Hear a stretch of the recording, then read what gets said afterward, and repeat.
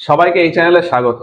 ভারতের ইতিহাসের সময়কালে কোন সময়ে কোন এরিয়াতে কোন বংশ বা কোন সাম্রাজ্য ছিল, কোন সাম্রাজ্যের পর কোন সাম্রাজ্য এসছে, এই সমস্ত বিষয় নিয়ে আমরা আলোচনা করব। অলরেডি এর আগের ভিডিওতে আমরা 1500 খ্রিস্টপূর্বাব্দ থেকে 230 খ্রিস্টপূর্বাব্দ পর্যন্ত ভারতের এরিয়াতে কোথায় কোন বংশ বা বা বাইরে থেকে কোন আক্রমণ হয়েছে, বাইরে থেকে কারা এসছে, সেই সমস্ত বিষয় নিয়ে আলোচনা করেছি। আজকে 230 খ্রিস্টপূর্বাব্দের পর থেকে আলোচনা করব। তো ভিডিওটা পুরো দেখো, আশা করছি ইতিহাসের সময়কাল সম্পর্কে ওভারঅল একটা ধারণা হয়ে যাবে এবং ইতিহাসটাকে সহজ মনে হবে।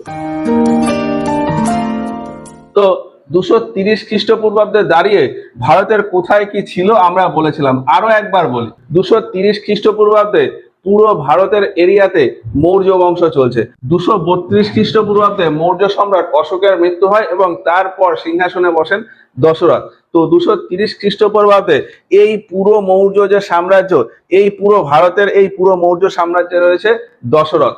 আর ঠিক সেই সময় 230 খ্রিস্টপূর্বাব্দে এই নিচের এই অন্ধ্রপ্রদেশের এই এরিয়া থেকে সাতবাহন রাজারা তাদের এরিয়া আলাদা করে নিয়েছে, মানে সাতবাহন সাম্রাজ্য আলাদা হয়ে গেছে। সাতবাহন সাম্রাজ্য আলাদা করে নিয়েছে এখানকার রাজা শিমুখ। আর সেই সময় নিচে এখানে তিনটে বংশ ছিল, চের বংশ, পাণ্ডব বংশ আর চোল বংশ। এই তিনটেকেই আদি চের, আদি পাণ্ড ও আদি চোলও বলা হয়। বেশ কিছুটা সময় পরে গিয়ে মোটামুটি 350 খ্রিস্টাব্দ 350 খ্রিস্টাব্দ নাগাদ এই এরিয়াতে তৈরি হয় কালভারা বংশ বা কালাব্র বংশ। তারা এই পুরো এরিয়াটা নিয়ে নেয় এবং তারপর আবার কিছুটা সময় পরে গিয়ে নতুন করে আবার এখানে চের, পাণ্ড, চোল বংশের উত্থান হয়। ফলে সেই চের, চোল, পাণ্ডকেই নতুন চের, নতুন পাণ্ড এবং নতুন চোল বলে আখ্যা দেওয়া হয়। তো এই প্রসঙ্গ নিয়ে আমরা পরে আসছি। তাহলে এই এরিয়াতে কি দেখলাম, 230 খ্রিস্টপূর্বাব্দে এখানে রয়েছে রাজা দশরথ আর এখানে আলাদা হয়ে গেছে শিমুখ, সাতবাহন সাম্রাজ্য। আর ভারতের উত্তর পশ্চিম দিকে দুটো শক্তি রয়েছে, এখানে রয়েছে সেলুসিয়ার সাম্রাজ্য, ইরান এরিয়াতে রয়েছে সেলুসিয়ার সাম্রাজ্য, আর উপরে তুর্কমেনিস্তান এরিয়াতে রয়েছে গ্রিক ব্যাকট্রিয় সাম্রাজ্য। এই সেলুসিয়ার সাম্রাজ্যের রাজা ছিল সেলুকাস দ্বিতীয়, আর এই গ্রিক ব্যাকট্রিয় সাম্রাজ্যের রাজা রয়েছে ইউথাইডেমিয়াস প্রথম। এইটুকু আমরা আগের দিন পর্যন্ত দেখেছি। এবার এর পরে দেখি। এইভাবে চলতে চলতে এই সাতবাহনদের এরিয়া আস্তে আস্তে বাড়তে থাকে আর এই মৌর্য সাম্রাজ্যের এরিয়া দক্ষিণ দিক থেকে, পূর্ব দিক থেকে, উত্তর দিক থেকে, সব দিক থেকেই ধীরে ধীরে ধীরে ধীরে কমতে থাকে এবং কমতে কমতে 225 খ্রিস্টপূর্বাব্দ নাগাদ এই যে আমাদের এই এরিয়াতে রয়েছে ছোটনাগপুর মালভূমি, এই এরিয়াতে রয়েছে ছোটনাগপুর মালভূমি। এই এরিয়ার নাম ছিল দক্ষিণাপথ। এই এরিয়ার নাম কি? দক্ষিণাপথ। এই এরিয়ার নাম ছিল দক্ষিণাপথ। 225 খ্রিস্টপূর্বাব্দে গিয়ে এই দক্ষিণাপথ এই মৌর্য সাম্রাজ্য থেকে আলাদা হয়ে যায় আর মৌর্য সাম্রাজ্যের এই এরিয়া আরো ছোট হয়ে যায়, ছোট হয়ে মোটামুটি এই পর্যন্ত চলে আসে। আর পশ্চিম দিক থেকে এই এরিয়াও আলাদা হয়ে যায়।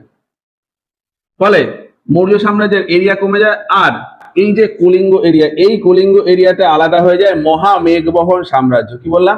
মহামেঘবহন সাম্রাজ্য। এই এরিয়াতে আলাদা হয়ে যায় মহামেঘবহন সাম্রাজ্য। মহামেঘবহন সাম্রাজ্য, এই সাম্রাজ্যের রাজধানী ছিল কলিঙ্গনগর। এই যে এইখানে হলো কলিঙ্গনগর। এইখানে মহামেঘবহন বংশের রাজধানী হয়ে যায় কলিঙ্গনগর। আর এইখানে এই এরিয়া দক্ষিণাপথ নামে যেটা পরিচিত, সেটা এইখান থেকে আলাদা হয়ে যায়। এই দুটো এরিয়া আলাদা হয়ে যায়। সাতবাহন সাম্রাজ্যের এরিয়া ধীরে ধীরে আরো এইদিকে আবার বাড়তে থাকে। তাহলে এই হয়ে যায় সাতবাহন সাম্রাজ্যের এরিয়া। আর সাতবাহন সাম্রাজ্যের তখন রাজধানী ছিল এখানে অমরাবতী। এখানে রয়েছে অমরাবতী। এটা হলো সাতবাহন সাম্রাজ্য। এটা সাতবাহন সাম্রাজ্য, এটা দক্ষিণাপথ, আর এটা হলো মহামেঘবহন সাম্রাজ্য বা মহামেঘবহন বংশ। আর বাকি এইটুকু মৌর্য সাম্রাজ্যের এরিয়া রয়েছে। এদিক থেকে কিছুটা এরিয়া কমে গেছে। মৌর্য সাম্রাজ্যের এরিয়া সব দিক থেকে কিছুটা কিছুটা করে কমতে থাকে। এই যে যেমন এই ভারতের পশ্চিম উপকূলের একদম উপকূল বরাবর কিছু অংশ মৌর্য সাম্রাজ্য থেকে আলাদা হয়ে যায়। 225 খ্রিস্টপূর্বাব্দে দাঁড়িয়ে এই কন্ডিশন। আচ্ছা, এখানে আরেকটা পয়েন্ট বলে দিই। এই যে মহামেঘবহন বংশ, এই মহামেঘবহন বংশ আলাদা করে নিয়েছিল মহারাজা বাসু। কি বললাম? মহারাজা বাসু এই মহামেঘবর্মন বংশ 225 খ্রিস্টপূর্বাব্দ নাগাদ আলাদা করে নেয়। এরপর দিন যেতে যেতে এই মৌর্য সাম্রাজ্যের এই দিকের এরিয়া আরো কমতে থাকে এবং সাতবাহনদের এরিয়া ধীরে ধীরে আরো বাড়তে থাকে। সাতবাহনরা এবার একটুখানি এই দিকে আসতে থাকে। ফলে সাতবাহনের এরিয়া বাড়তে বাড়তে মোটামুটি এতটা হয়ে যায় সাতবাহনের এরিয়া। এইটা হয়ে যায় সাতবাহনের এরিয়া। আর মৌর্য সাম্রাজ্যের এরিয়া আরো কমে যায় 215 খ্রিস্টপূর্বাব্দ নাগাদ। মৌর্য সাম্রাজ্যের এরিয়া আরো কমে যায়, এইরকম চলে আসে মৌর্য সাম্রাজ্যের এরিয়া। আর 215 খ্রিস্টাব্দে সাতবাহন সাম্রাজ্যের রাজারা তাদের এই রাজধানী অমরাবতী থেকে নিয়ে যায় প্রতিষ্ঠান বা পৈঠান। প্রতিষ্ঠান বা পৈঠানে তাদের এই রাজধানী সেট করে। তাহলে কি বললাম, 215 খ্রিস্টপূর্বাব্দ নাগাদ সাতবাহনের এরিয়া বাড়তে বাড়তে এতটা পর্যন্ত চলে আসে, এই যে মৌর্য সাম্রাজ্যের ভেতরে ঢুকে যায়। এইখানে কিন্তু এখনো মৌর্য সাম্রাজ্য রয়েছে। এর ভেতর এই এরিয়াতে রয়েছে সাতবাহন সাম্রাজ্য। আর সাতবাহন সাম্রাজ্যের রাজা ছিল তখন শিমুক। শিমুক তার রাজধানী অমরাবতী থেকে প্রতিষ্ঠান বা পৈঠানে শিফট করে নেয়। আর এইভাবে চলতে চলতে 205 খ্রিস্টপূর্বাব্দ নাগাদ, 215 খ্রিস্টপূর্বাব্দের পর এই এরিয়া আরো বাড়তে থাকে। আর বেড়ে কতটা হলো সেটা একটু পরে আসছি। এইভাবে চলতে চলতে 205 খ্রিস্টপূর্বাব্দ নাগাদ, 205 খ্রিস্টপূর্বাব্দ নাগাদ শ্রীলঙ্কাতে যে শ্রীলঙ্কার যে এরিয়া, তখন সেটাকে বলা হতো অনুরাধাপুর। শ্রীলঙ্কার এরিয়াকে বলা হতো অনুরাধাপুর। এই চোল বংশের রাজারা 205 খ্রিস্টপূর্বাব্দে এই অনুরাধাপুর দখল করে নেয়। ফলে 205 খ্রিস্টপূর্বাব্দে এই চোল বংশের এরিয়া হয়ে যায় এই পুরোটা। তাহলে এটা তো চোল বংশের এরিয়া ছিল, তার সাথে সাথে এই অনুরাধাপুর নিয়ে নেয়। তাহলে কি বললাম, 205 খ্রিস্টপূর্বাব্দ নাগাদ চোল রাজারা শ্রীলঙ্কা মানে অনুরাধাপুর নিয়ে নেয়। আর ওই যে 215 খ্রিস্টপূর্বাব্দে এখানে প্রতিষ্ঠান বা পৈঠান সাতবাহনদের রাজধানী হয়েছিল। তারপর চলতে চলতে এই মৌর্য সাম্রাজ্যের এরিয়া আরো কমতে থাকে। মৌর্য সাম্রাজ্যের এরিয়া কমে যায় আর সাতবাহনদের এরিয়া উত্তরের দিকে মানে এই মধ্য ভারত থেকে উত্তরের দিকে আরো বাড়তে থাকে। বাড়তে বাড়তে মোটামুটি 200 খ্রিস্টপূর্বাব্দ নাগাদ গিয়ে এই এরিয়া পুরোটাই সাতবাহনদের আন্ডারে চলে আসে। তো আমি ম্যাপটা আর একবার রাখি। 200 খ্রিস্টপূর্বাব্দ নাগাদ এই পুরো এরিয়া হয়ে যায় সাতবাহনদের এরিয়া। এই পুরো এরিয়া হয়ে যায় সাতবাহনদের এরিয়া। এই যে এখানে একটা নদী আছে নর্মদা নদী, নর্মদা নদীর দক্ষিণ থেকে এই পুরোটা হয়ে যায় সাতবাহনদের এরিয়া। আর নিচে এই কর্ণাটকের যে যে জায়গাটুকু ফাঁকা রয়েছে, এইখানে ছোট ছোট ছোট ছোট রাজবংশ চলে আসে, যে রাজবংশগুলোর ওপর সাতবাহনের কন্ট্রোল ছিল না। এইগুলো স্বাধীন ছোট ছোট ছোট ছোট রাজ্য চলে আসে। তাহলে কি বললাম, যে এই এরিয়াতে 200 খ্রিস্টপূর্বাব্দে চলে আসে সাতবাহন সাম্রাজ্য। এবার এইভাবে সাতবাহন কিছুটা সময় ধরে এই এরিয়াতেই ছিল, উত্তর দিকে আর আসেনি। সেই সময় উত্তর দিকে আরো ভাঙন ধরেছে, মৌর্য সাম্রাজ্যের আরো ভাঙন ধরেছে। তো এই এরিয়াতে কি হয়েছে সেটা একটু পরে আসি, আগে এই এরিয়াটা দেখে নি। এই এরিয়াটা দেখে নি, এরপরে মেইন এরিয়া যেহেতু এইটা, ফলে এই এরিয়াটা একটুখানি দেখে নি, তারপর মেইন এরিয়ায় যাব। তাহলে 200 খ্রিস্টপূর্বাব্দে সাতবাহনদের এরিয়া এটা ছিল। এবার সময় যেতে যেতে এই যে এখানে রয়েছে মহামেঘবহন সাম্রাজ্য, মহামেঘবহন সাম্রাজ্যের এরিয়াও ধীরে ধীরে বাড়তে থাকে। কোন দিকে? দক্ষিণ দিকে। দক্ষিণ দিকে এই এরিয়া মহামেঘবহন সাম্রাজ্য নিয়ে নেয়। সাতবাহনদের ভেতর থেকে এই এরিয়া মহামেঘবহন সাম্রাজ্য নিয়ে নেয়। তার কারণ কি, সাতবাহনরা চেয়েছিল ভারতের উত্তর দিকে আসতে, ফলে এই দিকের কন্ট্রোল সাতবাহন রাজাদের আন্ডারে ছিল না তেমন। ফলে এই মহামেঘবহন সাম্রাজ্যের রাজারা তাদের এরিয়া ধীরে ধীরে বাড়তে থাকে।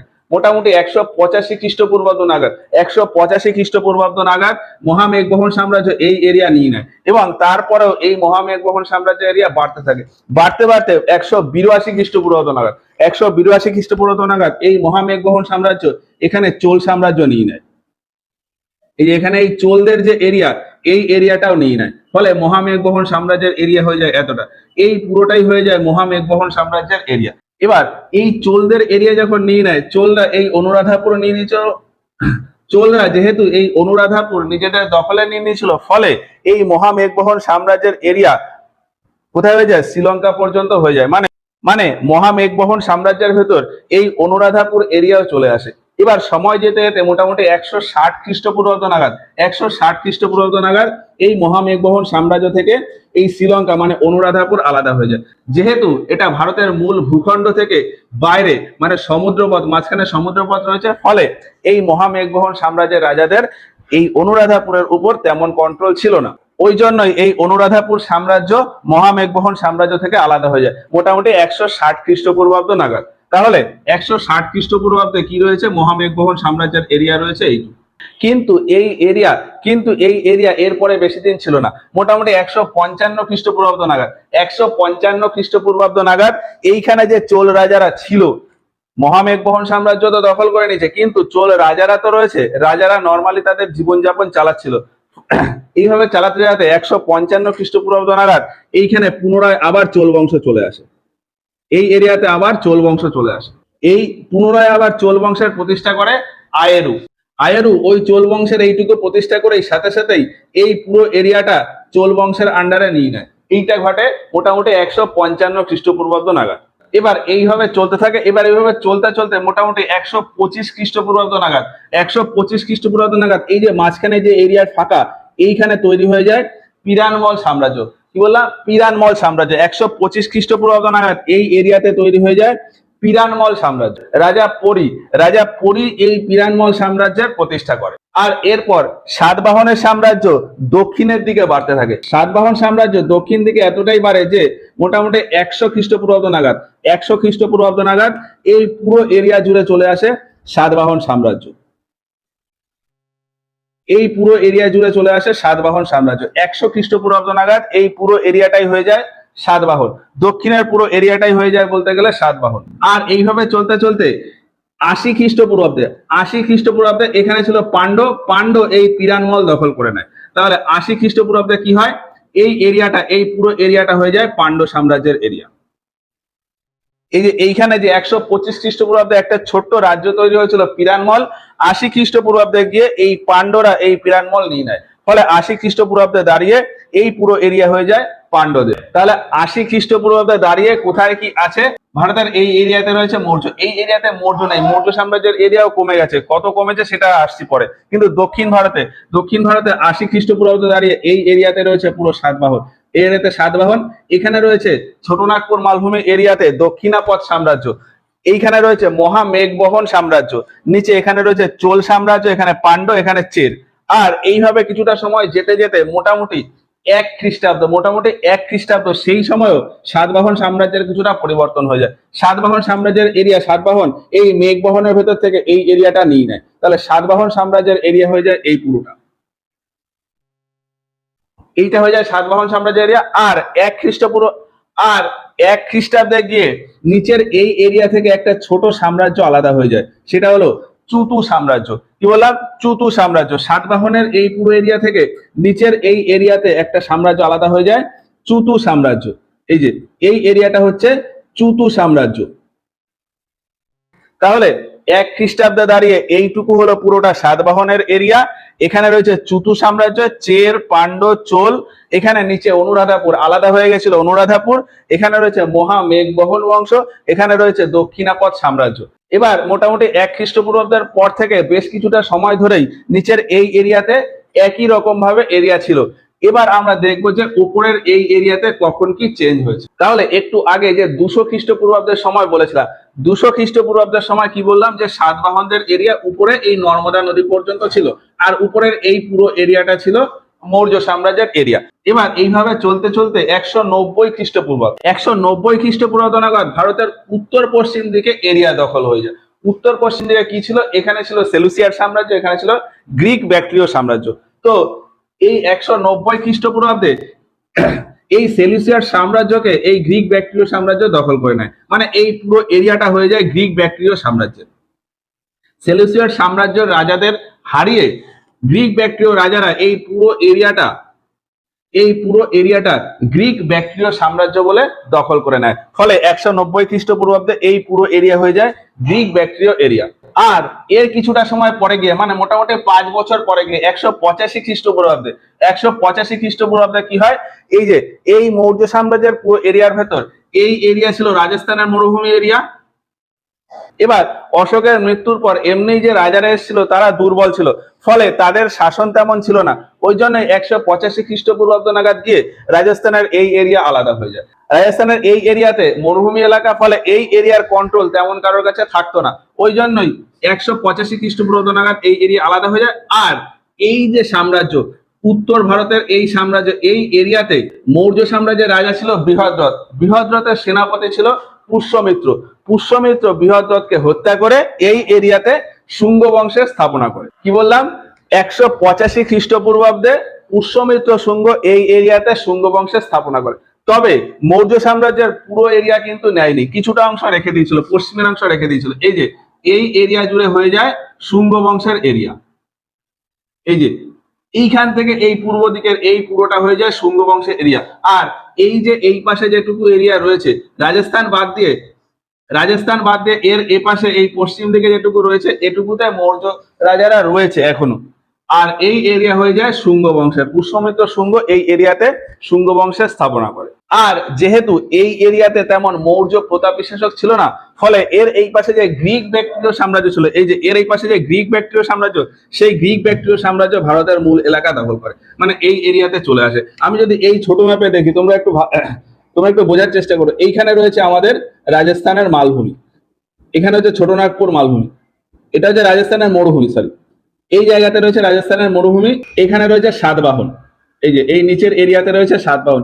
এবার এই সময় গিয়ে শুঙ্গ এখান থেকে আলাদা হয়ে যায়, এই যে এর ডান দিকে হচ্ছে এটা শুঙ্গ। ফলে এই যে এই গ্রিক ব্যাকট্রীয়, এই যে মৌর্য এরিয়া ছিল, গ্রিক ব্যাকট্রীয় রাজারা এই মৌর্য এরিয়া এখানে দখল করে। ফলে এই এরিয়াতে চলে আসে কি গ্রিক ব্যাকট্রীয় সাম্রাজ্য।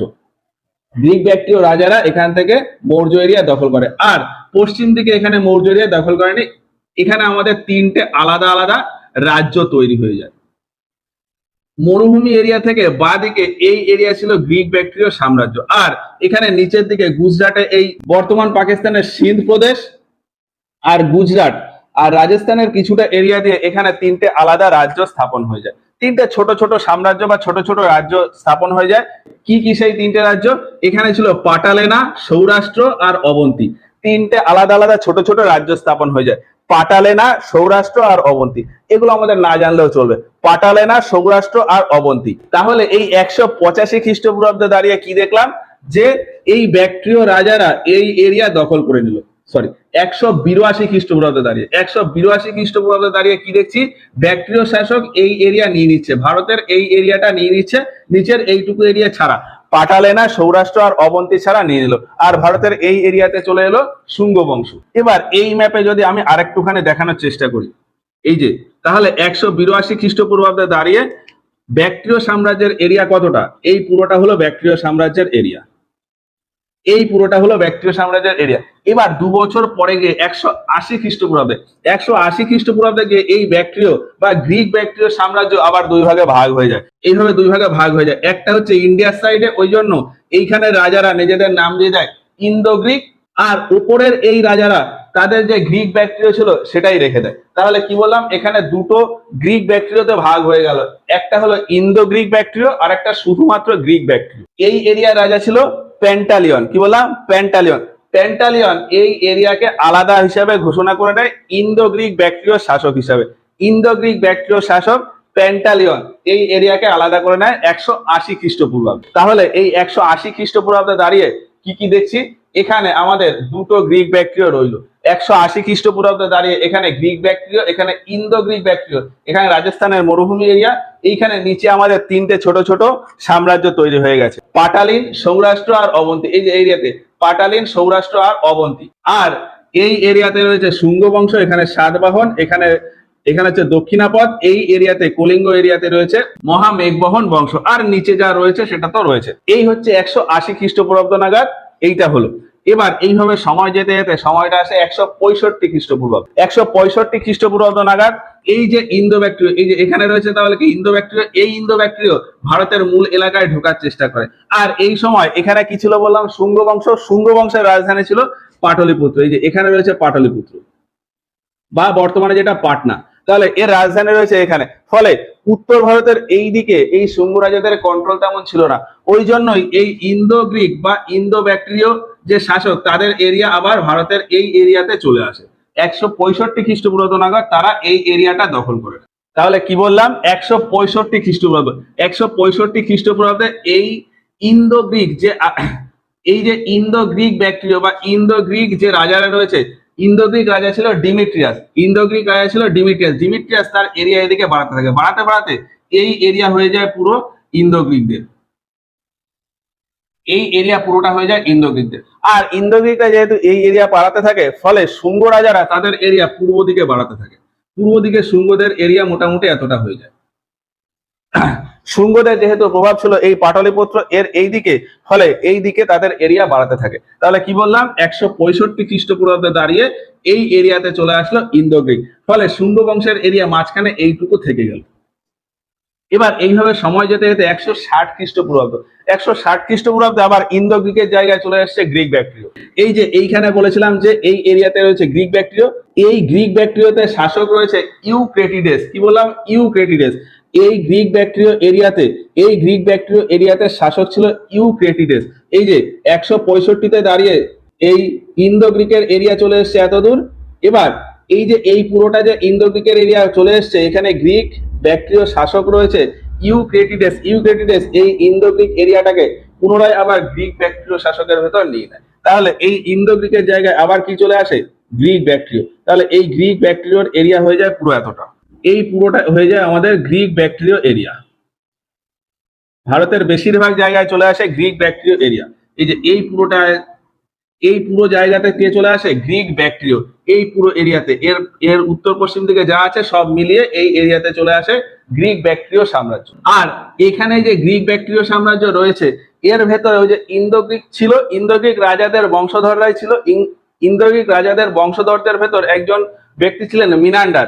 মিনান্ডার আবার 150 খ্রিস্টপূর্বাব্দে গিয়ে এই এরিয়াতে আবার ইন্দো গ্রিক সাম্রাজ্যের প্রতিষ্ঠা করে। তাহলে এইখানে যে গ্রিক ব্যাকট্রিয় এলো, এই যে এখানে গ্রিক ব্যাকট্রিয় এলো, এই এরিয়াতেই আবার প্রতিষ্ঠা হলো কিসের? ইন্দো গ্রিক ব্যাকট্রিয় সাম্রাজ্যের বা ইন্দো গ্রিক সাম্রাজ্যের। ইন্দো গ্রিক সাম্রাজ্যের প্রতিষ্ঠা হলো, কে প্রতিষ্ঠা করলো? মিনান্ডার। এর একজন রাজা ছিল মিনান্ডার। মিনান্ডার এখানে আমাদের ইন্দো গ্রিক এরিয়া আবার প্রতিষ্ঠা করলো। তাহলে এই এরিয়াতে আবার কে চলে এলো? Indo Greek. এই মিনান্ডার এখানে শুঙ্গ বংশের উপর আক্রমণ করেছিল। শুঙ্গ বংশে তখন রাজা ছিল পুষ্যমিত্র শুঙ্গ।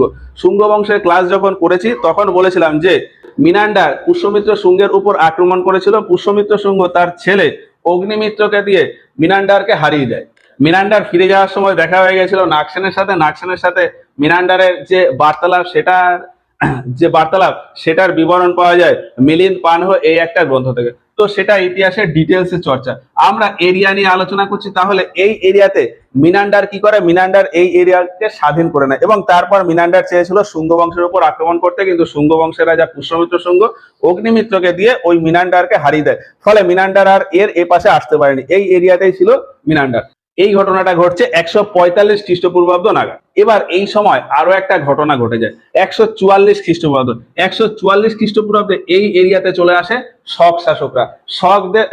শকরা এই এরিয়া দখল করে নেয়। আমি আর একটুখানি ম্যাপটা আঁকার চেষ্টা করছি।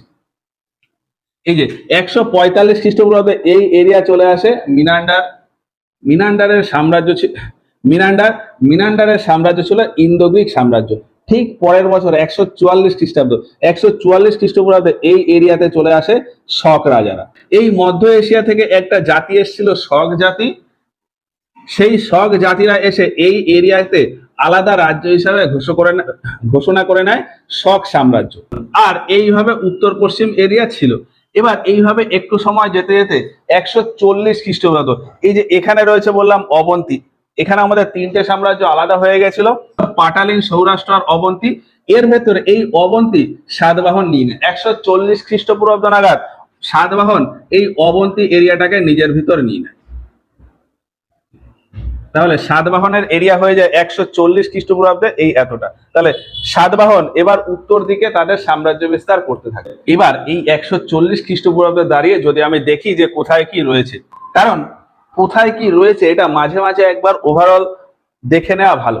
এই টাইমটাতে ভারতে প্রচুর পরিমাণে শক্তির উত্থান হয়েছে আর আর অনেক কনফিউজিং একটা ব্যাপার। তো দেখি 140 খ্রিস্টপূর্বাব্দ, 140 খ্রিস্টপূর্বাব্দে দাঁড়িয়ে এই এরিয়াতে রয়েছে ইন্দো গ্রিক সাম্রাজ্য। ইন্দো গ্রিক সাম্রাজ্যের রাজা রয়েছে মিনান্ডার।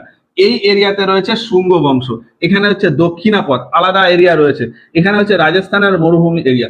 এখানে রয়েছে মহামেঘবহন বংশ। এইখানে রয়েছে সাতবাহন। সাতবাহন সবে সবে এই অবন্তী দখল করে নিল। এখানে আমাদের দুটো আলাদা স্বাধীন সাম্রাজ্য রয়েছে, একটা হচ্ছে পাটালিন আর একটা হচ্ছে সৌরাষ্ট্র। এবার নিচে কিন্তু এই ম্যাপটাতে নেই। 140 খ্রিস্টপূর্বাব্দের সময় যদি দেখি, এইখানে ছোট্ট একটা সাম্রাজ্য রয়েছে পিরানমল সাম্রাজ্য। সাতবাহনের এরিয়া মোটামুটি এতটা নিচ পর্যন্ত রয়েছে। এখানে রয়েছে এখানে রয়েছে চোল, এখানে পাণ্ড্য, এখানে চেল। তো নিচের এই এরিয়াতে গেলাম না, আমরা এই এরিয়াতে দেখছি। তাহলে এই এরিয়াতে কি দেখলাম? এই এরিয়াতে এখানে সাতবাহন, দক্ষিণাপথ, মহামেঘবহন, এখানে শুঙ্গ, এখানে রাজস্থানের মরুভূমি এরিয়া, এখানে রয়েছে ইন্দো গ্রিক, এখানে দুটো আলাদা সাম্রাজ্য পাটালিন আর সৌরাষ্ট্র। আর উত্তর পশ্চিম দিকে যদি দেখি, আমাদের এইখানে চলে এসছে শক। মধ্য এশিয়া থেকে এখানে চলে এসছে শক। এই এরিয়াতে ওই যে বললাম ইন্দো গ্রিক রাজা রয়েছে, আর এই ছোট্ট এরিয়াতে রয়েছে গ্রিক ব্যাকট্রীয় রাজারা। এবার এইভাবে চলতে চলতে 107 খ্রিস্টপূর্বাব্দে গিয়ে 107 খ্রিস্টপূর্বাব্দে গিয়ে শুঙ্গ বংশের এই এরিয়া থেকে অনেকটা জায়গা আলাদা হয়ে যায়। এইখানে ছোট ছোট ছোট ছোট সাম্রাজ্য চলে আসে, প্রধানত এই এরিয়া পুরো আলাদা হয়ে যায়। এই যে এই এরিয়াটুকু পুরো আলাদা হয়ে যায়। এবার এই এরিয়াতে 5টা ছোট ছোট জায়গা চলে আসে। তাহলে শুঙ্গ বংশের এরিয়া লাস্টে থেকে যায় এইটুকু। আর এই এরিয়াতে কি কি এসছে? এই এরিয়াতে এসছে দেবা, এই এরিয়াতে এসছে দেবা, দেবা বলে একটা সাম্রাজ্য এসছে। এই এরিয়াতে এসছে বিদিশা, এটা হচ্ছে বিদিশা, দেবা বিদিশা। আর এই এরিয়াতে আরো ছোট ছোট 3টে সাম্রাজ্য উঠে আসে, যেমন এখানে হচ্ছে কান্তিপুর, এই এরিয়াতে চলে আসে পদ্মাবতী, কান্তিপুর পদ্মাবতী। আর এই এরিয়াটা ছিল সানাকণিকা। কি বললাম? সানাকণিকা, সানাকণিকা, পদ্মাবতী আর কান্তিপুর। তাহলে শুঙ্গ বংশের এইটুকু এরিয়া ভেঙে 5টা সাম্রাজ্য তৈরি হয়ে যায়, বা 5টা ছোট ছোট জায়গা তৈরি হয়ে যায়। তাহলে এইটুকু জায়গায় রয়েছে হচ্ছে আমাদের শুঙ্গ এরিয়া। আর এইখানে দুটো আলাদা হয়ে যায়, বড় বড়, দেবা আর বিদিশা, দেবা আর বিদিশা। আর 3টে ছোট ছোট এরিয়া কি হয়ে যায়? সানাকানিকা, সানাকানিকা, পদ্মাবতী আর কান্তিপুর, সানাকানিকা, পদ্মাবতী আর কান্তিপুর। তো এই হচ্ছে এরিয়া। এটা মোটামুটি 107 খ্রিস্টপূর্বাব্দ নাগাদ এরকম হয়। আর এই যে বিদিশা আলাদা হয়ে গেল, বিদিশা আলাদা হওয়ার সাথে সাথে সাতবাহন এই বিদিশাকে নিজের আন্ডারে নিয়ে নেয়। তাহলে এই পুরোটাই হয়ে যায় কি? সাতবাহনের এরিয়া। তাহলে সাতবাহনের এরিয়া এখানে তো রয়েছে, তার সাথে সাথে এখানে অবন্তী আর বিদিশা, এই পুরোটা সাতবাহনের আন্ডারে চলে আসে। এবার এইভাবে সময় যেতে যেতে 75 খ্রিস্টপূর্বাব্দ, কি বললাম? 75 খ্রিস্টপূর্বাব্দ, 75 খ্রিস্টপূর্বাব্দ নাগাদ এই যে এখানে বললাম শকরা ছিল, এই শকরা এই যে ইন্দো গ্রিক রয়েছে, এখানে শক, এখানে ইন্দো গ্রিক, এর এই ইন্দো গ্রিকদের ওপরের এই এরিয়া নিয়ে নেয়, ওপরের এই এরিয়া নিয়ে নেয়। আর এর আগে এই যে এখানে বলেছিলাম গ্রিক ব্যাকট্রিয়া ছিল, এই গ্রিক ব্যাকট্রিয়া ধীরে ধীরে ধীরে ধীরে শেষ হয়ে গেছিল। ফলে এইটুকু এই এরিয়াতে আর তেমন গেলাম না। এই এরিয়াতে কি ছিল? শক ছিল আর ইন্দো গ্রিক ছিল। ইন্দো গ্রিকদের উপরের এই অংশ 75 খ্রিস্টপূর্বাব্দ নাগাদ এই শকরা এই এরিয়া নিয়ে নেয়। ফলে ইন্দো গ্রিক মাঝখানে থেকে যায় এইটুকু এরিয়া। আর এর সাথে সাথে আরো একটা বড় ঘটনা ঘটে। এখানে এই যে বললাম শুঙ্গ বংশ রয়েছে, শুঙ্গ বংশে সিংহাসন পরিবর্তন হয়ে চলে আসে কানভা বংশ বা কাম্ব বংশ। তাহলে এই শুঙ্গ বংশের জায়গায় চলে আসে কি? কাম্ব বংশ বা কানভা বংশ। এইখানে চলে আসে কাম্ব বংশ। তাহলে শুঙ্গ বংশের পরে আসে কাম্ব বংশ, কাম্ব বংশ এই এরিয়াতে আসে। এই কাম্ব বংশের প্রতিষ্ঠা করে বাসুদেব, কাম্ব বংশের প্রতিষ্ঠা কে করে? বাসুদেব। এবার কিছুটা সময় পরে গিয়ে মোটামুটি 70 খ্রিস্টপূর্বাব্দ, 70 খ্রিস্টপূর্বাব্দে গিয়ে এই যে এই এরিয়াতে ছিল কি বললাম শক, শকরা এই এরিয়া দখল করে নিয়েছিল 75 খ্রিস্টপূর্বাব্দে। তারপর 70 খ্রিস্টপূর্বাব্দে গিয়ে এই শকরা গুজরাটের এই এরিয়া দখল করে নেয়, গুজরাটের এই এরিয়া। তাহলে গুজরাটের এই এরিয়ায় যে এই এরিয়াতে এই যে পাটালিন আর সৌরাষ্ট্র ছিল, এই এরিয়া দখল করে নেয় কে? শকরা। ফলে এই এরিয়াতে চলে আসে কে? শক, এই এরিয়াতে চলে আসে শক। আর এই এরিয়া যেমন অবন্তী সাতবাহনের আন্ডারে ছিল, বিদিশা সাতবাহনের আন্ডারে ছিল, সেটা রয়েছে। তাহলে এই এরিয়াতে চলে এসছে শক। এবার এর পরে শকরা আবার একটুখানি পশ্চিম দিকে, এই পূর্ব দিকে তাদের এরিয়া এক্সপান্ড করে। 70 খ্রিস্টপূর্বাব্দে এখানে ছিল, মোটামুটি 69-68 খ্রিস্টপূর্বাব্দ নাগাদ তাদের এরিয়া এত দূর পর্যন্ত চলে আসে। এই এরিয়াটা হয়ে যায় শকদের এরিয়া। আর শকদের এরিয়া যখন হয়ে যায়, এইখানে আগে কি ছিল? অবন্তী, অবন্তী সাতবাহনের এরিয়া থেকে হাত ছাড়া হয়ে যায়। আর এই যে একটুখানি এরিয়া পড়ে রয়েছে, এই এরিয়াতে চলে আসে মালবা এরিয়া। এই এরিয়াটা হয়ে যায় কি? মালবা এরিয়া। তাহলে কি বললাম? 70 খ্রিস্টপূর্বাব্দে কি হলো? 70 খ্রিস্টপূর্বাব্দ নাগাদ এই শকদের এরিয়া গুজরাট বাড়ে। আর তার 1-2 বছর পর 68 খ্রিস্টপূর্বাব্দ নাগাদ এই শকদের এরিয়া একটুখানি মধ্যপ্রদেশের দিকে ঢুকে যায়। ফলে এই যে অবন্তী এরিয়া ছিল, এটা সাতবাহনের হাত থেকে হাতছাড়া হয়ে যায় এবং এই যে ছোট্ট এরিয়া পড়ে রয়েছে, এটা মালবা নামে পরিচিত হয়। তাহলে এখানে ছোট ছোট 4টে জায়গা রয়েছে, মালবা, সানাকানিকা, পদ্মাবতী আর কান্তিপুর। মালবা, সানাকানিকা, পদ্মাবতী আর কান্তিপুর। আর এই এরিয়াতে রয়েছে শক রাজা। আর আরো একটা ঘটনা ঘটে এই 68 খ্রিস্টপূর্বাব্দ নাগাদ, সেটা হচ্ছে এই যে এই এরিয়াতে তখন কে রয়েছে? Indo Greek. এই ইন্দো গ্রিকদের এই এরিয়াতে চলে আসে উত্তরের শক। তাহলে শকদের ভারতে এখন দুটো ব্রাঞ্চ দেখা যায়, এটা হলো উত্তরের শক আর এটা হলো পশ্চিমের শক। উত্তরের শক ভারতের উত্তর এরিয়াতে রয়েছে, ওই জন্য উত্তর এরিয়ার শক শাসক। আর এখানে যেহেতু এটা ভারতের পশ্চিম দিক, ওই জন্য এটাকে বলা হয় পশ্চিম শক শাসক বা ওয়েস্টার্ন শকা। শকদের আর এক নাম ছিল ক্ষত্রপ। ফলে এই এরিয়া রাজাদের বলা হতো নর্দার্ন ক্ষত্রপস, আর এই এরিয়া রাজাদের বলা হতো ওয়েস্টার্ন ক্ষত্রপ। এবার 57 খ্রিস্টপূর্বাব্দে গিয়ে শকদের এই যে শকরা একটু ভেতরের দিকে ঢুকে গেছিল, এই এরিয়াটাকে সাতবাহন নিয়ে নেয়। সাতবাহন নিয়ে এই যে পুরো এরিয়া মালবা ছিল, এই পুরো মালবাটাকে সাতবাহন নিজের আন্ডারে নিয়ে নেয়। তাহলে 57 খ্রিস্টপূর্বাব্দে গিয়ে কি হয়, সাতবাহনের এই এরিয়া, এই যে মালবার এই এরিয়া সাতবাহনের ভেতর চলে আসে, আর বিদিশা তো ছিল, ফলে শকদের এরিয়া একটুখানি কমে এইটুকু জায়গায় থেকে যায়। পশ্চিমে শকদের এরিয়া ছিল এইটুকু, আর এখানে রয়েছে কি নর্দার্ন শক বা উত্তর শক। এবার তাহলে আমি যদি 40 খ্রিস্টপূর্বাব্দে এখন দেখি, 40 খ্রিস্টপূর্বাব্দে দাঁড়িয়ে আমি এই ছোট্ট জায়গাটাতে দেখাই। ছোট্ট জায়গাটাতে ভারতের উত্তর পশ্চিম দিকে এই পুরো এরিয়াতে রয়েছে শক শাসক। এবার 35 খ্রিস্টপূর্বাব্দে গিয়ে ইরানের এই এরিয়াতে আক্রমণ হয়, পারস্য আক্রমণ বা পার্সিয়ান আক্রমণ, যেটা পরবর্তীকালে গিয়ে পল্লব বংশ নামে পরিচিত হয়। তাহলে প্রথমে ইন্দো গ্রিক এসেছিল। ইন্দো গ্রিক এই এরিয়াতে অল্প একটু জায়গাতে রয়েছে, এই যে এই এরিয়াতে ইন্দো গ্রিক অল্প একটু জায়গাতে রয়েছে 35 খ্রিস্টপূর্বাব্দ নাগাদ। ইন্দো গ্রিক এই এরিয়াতে অল্প একটু জায়গায় রয়েছে। আর এই যে পুরো শক এরিয়া ছিল, এই শক এরিয়াতে চলে এসছে কি পারস্য আক্রমণ। পারস্য আক্রমণ হয়ে এই শক এরিয়া পুরো আলাদা হয়ে যায়। এই শক এরিয়া পুরো আলাদা হয়ে যায় এবং এই এরিয়াতে চলে আসে পারস্য বা পার্সিয়ান।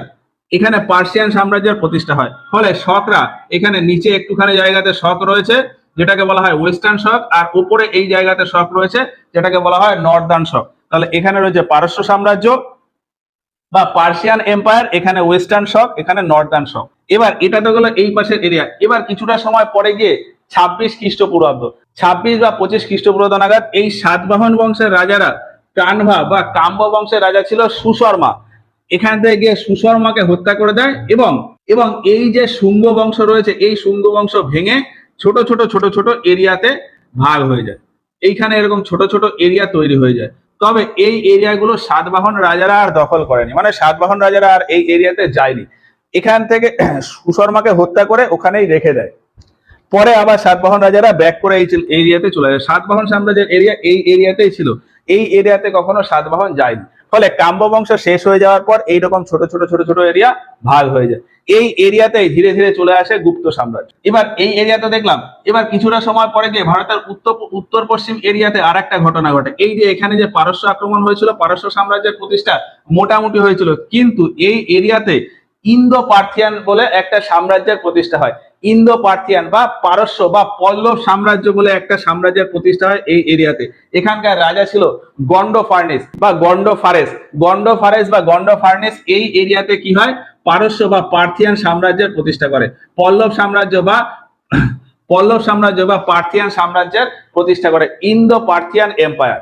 এবার এইভাবে যেতে যেতে 10 খ্রিস্টাব্দে গিয়ে এই এরিয়াতে কি বললাম, উত্তর শক বা নর্দার্ন শক বা নর্দার্ন ক্ষত্রপরা ছিল। আর এই এরিয়াতে ওই যে ইন্দো গ্রিক একটুখানি রয়ে গেছিল, এই 10 খ্রিস্টাব্দে গিয়ে এই শকরা এই এরিয়া নিয়ে নেয়। 10 খ্রিস্টাব্দে গিয়ে এই শকরা এই এরিয়াটা নিয়ে নেয়। ফলে এই পুরো এরিয়াটাই হয়ে যায় নর্দার্ন শকদের বা উত্তরের শক। এই এরিয়া ছিল মথুরা এলাকা বলা হয়। ফলে এই এরিয়া ছিল মথুরার শক শাসক। এই মথুরার শক শাসকদের এরিয়াতে এই এরিয়াটা চলে আসে। এটা হচ্ছে 10 খ্রিস্টাব্দ নাগাদ। আর তার 2-5 বছর পরে গিয়ে 15 খ্রিস্টাব্দে গিয়ে এই যে ইন্দো পার্থিয়ান যে সাম্রাজ্য তৈরি হলো, সেই ইন্দো পার্থিয়ান এইখানে কিছুটা জায়গা নিয়ে নিল। 15 খ্রিস্টাব্দে গিয়ে ইন্দো পার্থিয়ান এই সাম্রাজ্যটা নিয়ে নিল। এইবার এই 15 খ্রিস্টাব্দে দাঁড়িয়ে কোথায় কি আছে সেইটা একবার ওভারঅল বলি। 15 খ্রিস্টাব্দে দাঁড়িয়ে ভারতের উত্তর পশ্চিম দিকে এই এরিয়াতে রয়েছে ইন্দো পার্থিয়ান সাম্রাজ্য বা যেটাকে বলা হয় পল্লব সাম্রাজ্য। এই এরিয়াতে রয়েছে শকরা, উত্তরের শক বা মথুরার শক শাসক বা মথুরার ক্ষত্রপরা। নিচের এই এরিয়াতে রয়েছে ওয়েস্টার্ন ক্ষত্রপ। এই যে এই এরিয়াতে রয়েছে ওয়েস্টার্ন ক্ষত্রপ বা গুজরাটের শক শাসকরা। এই এরিয়াতে রয়েছে সাতবাহন, এখানে রয়েছে দেবা, আলাদা একটা অংশ। দেবা কিন্তু কারোর আন্ডারে ছিল না। এখানে ছোট ছোট 3টে বংশ বা 3টে রাজ্য ছিল। কি কি? সানাকানিকা, পদ্মাবতী আর কান্তিপুর। এইখানে রয়েছে দক্ষিণাপথ সাম্রাজ্য, এখানে রয়েছে মহামেঘবহন সাম্রাজ্য। নিচে এই এরিয়াতে এখানে রয়েছে চোল সাম্রাজ্য, এখানে এই এরিয়াতে পান্ড্য সাম্রাজ্য, এখানে চের সাম্রাজ্য, আর এখানে চুতু সাম্রাজ্য। এই হচ্ছে ভারতে 15 খ্রিস্টাব্দ নাগাদ এই এরিয়া। আর এইখানে কাম্য বংশের জায়গায় ছোট ছোট ছোট ছোট বংশ চলে এসেছিল বা ছোট ছোট ছোট ছোট রাজ্য তৈরি হয়ে গেছে। আর এই যে এই পাশে এই যে বললাম, এই এরিয়াতে রয়েছে কি, এই এরিয়াতে রয়েছে পারস্য বা পার্থিয়ান সাম্রাজ্য, ইন্দো পার্থিয়ান সাম্রাজ্য। এবার এই 15 খ্রিস্টাব্দ পর্যন্ত তো হলো, এর পরে কি হচ্ছে সেটা এর পরের ক্লাসে গিয়ে আলোচনা করব, কারণ আজকেও ক্লাসটা অলরেডি অনেকটা বড় হয়ে গেছে।